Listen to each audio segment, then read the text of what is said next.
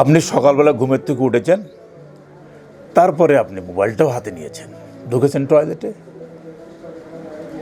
মোবাইলটা টিপছেন আর উপহাটিতে স্কোয়াটিং পজিশনে মলত্যাগ করার জন্য বসে আছেন।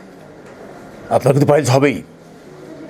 এই পজিশনে আপনার পাইলস হওয়ার সম্ভাবনা কেন হবে এবার শুনুন।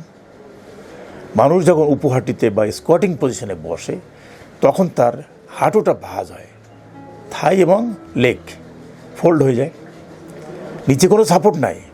মলদ্বার যেখানে, অ্যানাল ক্যানাল যেখানে, রেকটাম যেখানে, অ্যানাল ক্যানাল যেখানে, কোনো সাপোর্ট কিন্তু নাই।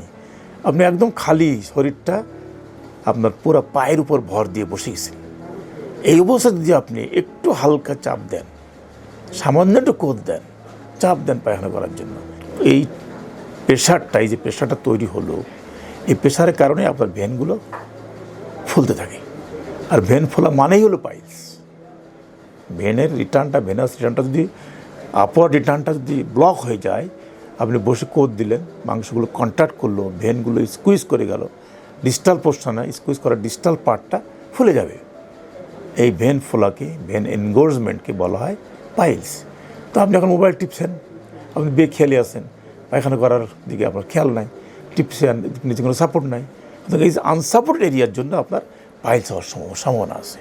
এর থেকে আপনার পরিত্রাণের উপায় কী? এই অবস্থায় আপনি যদি দীর্ঘদিন, মাসের পর মাস এটা করতে থাকেন, মোবাইল তখন নেশার মতো হয়ে গেছে।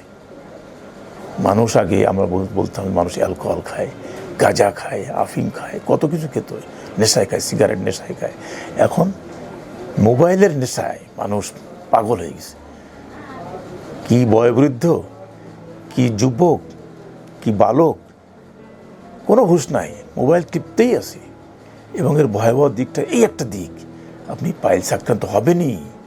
সুতরাং বুঝে দেখেন, ঘুমের থেকে উঠে টয়লেটে যাবেন, হাতে কি মোবাইলটা নেবেন? কখনই নেবেন না। কারণ আপনার রোগ আপনি নিজে বানানোর জন্য সচেষ্ট। আপনার রোগ আপনি নিজেই বানাচ্ছেন। কি দরকার? কি ওর মধ্যে মোবাইলে সকালে উঠে কী আছে ওর মধ্যে? কী দরকার? কেন দেখবেন? ফেলা দেন মোবাইল, ধরবেন না। স্মুথলি টয়লেটে যান, বাথরুমে বসেন, খুব সংক্ষিপ্ত সময়ের মধ্যে বাথরুম শেষ করে বেরিয়ে আসেন।